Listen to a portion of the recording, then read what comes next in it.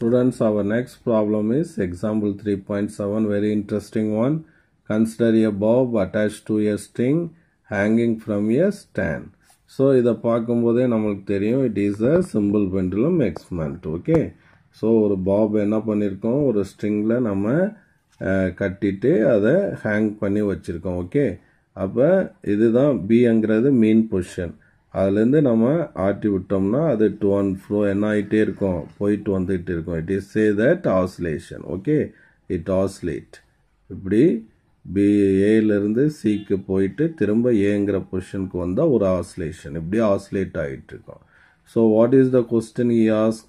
Identify the force that act on the bob.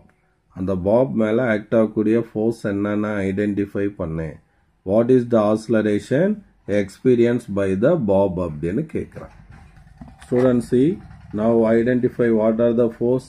So at every point there is a gravitational force which acts downwards. Consider m is the mass of the force and gravitational force is mg. So எல்லா பாயிண்ட்லயும் straight downwardல வரையணும். Straight downward எந்த பொசிஷன்ல இருந்தாலும் இதுதான் gravitational force. Straight downward. It is downward force. That is the gravitational force acting downward. And it is tied with the string. அப்ப stringல வந்து suspend ஆயிருக்கு. So there is a tension force in the upward direction. அப்ப அது மேல என்ன ஆகும்னா tension force act ஆகும், which acts along the string.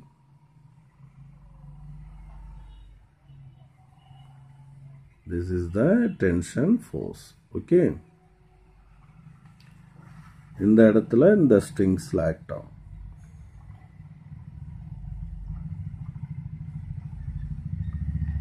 This tension force determines the direction of the bob. Okay, and the direction of tension தான் அந்த எந்த பொசிஷன்ல அந்த bob இருக்குங்கிறத நமக்கு டிட்டர்மைன் பண்ணும். அப்போ ஒவ்வொரு பாயிண்ட்லயும் நம்ம ரிசல்டன்ட் ஃபோர்ஸ் நம்ம ஃபைண்ட் அவுட் பண்ணலாம். ஸோ அந்த பிங்கிற பாயிண்ட்ல பார்த்தீங்கன்னா ரெண்டுமே ஈக்குவல் அண்ட் ரெண்டுமே எப்படி இருக்குன்னா ஆப்போசிட் டைரக்ஷன்ல இருக்கு. சப்போஸ் இந்த எம்ஜி அதிகமாக இருந்துச்சுன்னா அந்த பாப் கீழே விழுந்துடும் கிராவிடேஷனல் ஃபோர்ஸில். அதனால இப்போ சஸ்பெண்ட் ஆயிருக்கிறதுனால எது கிரேட்டர்னா டி தான் கிரேட்டர். அப்போ வந்து த resultant force acting in upward direction. Resultant force இப்போ இந்த ஏங்கிற பொசிஷனில் பார்த்தோம்னா இப்போ ரெண்டுமே ஸ்ட்ரைக்டாக கிடையாது, ஸ்ட்ரைக்ட் அண்ட் ஆப்போசிட்டாக இல்லை. சரியா? அப்போ என்ன பண்ணோம் அப்படின்னா the MG is resolved into two components. இந்த டைரக்ஷனில் ஒரு காம்பனன்ட், அடுத்து இந்த டைரக்ஷனில் ஒரு காம்பனன்ட். ஸோ இங்கே வந்து இது ஆங்கிள் தீட்டாவா, அப்போ இது கரஸ்பாண்டன்ஸ் ஆங்கிள் இங்கே தீட்டா. அப்போ இந்த காம்பனன்ட் வந்து mg cos theta. அடுத்து இந்த காம்பனன்ட் வந்து mg sin theta. ஓகேவா? ஸோ இது டென்ஷனல் ஃபோர்ஸ். ஓகே, அப்போ டீயும் இந்த mg cos thetaங்கிற காம்பனன்ட்டும் என்ன இருக்கு, both are opposite in direction. Okay, அப்போ இந்த இடத்துல வந்து இந்த டென்ஷன் ஃபோர்ஸ் எதுக்கு ஈக்குவல் ஆயிரும்னா mg cos thetaவுக்கு ஈக்குவல் ஆயிரும். And this brings mg sin theta brings the tangential oscillation component அப்படின்னு சொல்லுவோம். இப்போ இங்கே வந்து இது ரெண்டுக்கும் ரிசல்டன்ட் எடுத்தோம்னா இந்த டைரக்ஷனில் இருக்கும், இதுக்கும் ரிசல்டன்ட் எடுத்தோம்னா the resultant force acting in this direction, F resultant. Similar manner at the C, mg is resolved into two components. ஏன்னா some angle inclinationல இருக்கு. அப்போ இது வந்து mg cos thetaங்கிற காம்பனன்ட், இன்னொரு பர்பெண்டிகுலர் காம்பனன்ட் வந்து mg sin theta அப்படிங்கிற காம்பனன்ட். ஓகேவா? அப்போ இது வந்து எப்படி இருக்கு அப்படின்னா it is a part of the circle. இப்படி போயிட்டு இப்படி வர்றது. அப்போ here it get the mg sin theta இருக்கிறதுனால it get the tangential oscillation but at B the resultant force acting in the upward direction. So there is also a non-uniform acceleration. It get both centripetal acceleration. ஏன்னா இது ஒரு part of the circular pathங்கிறதுனால இந்த இடத்துல வந்து act ஆகக்கூடிய resultant force வந்து acting towards இதுதான் centre point. அப்போ இந்த சென்டர் பாயிண்ட்டை நோக்கி ஆக்ட் ஆகுறதுனால this is called centripetal acceleration அப்படின்னு சொல்லுவோம்.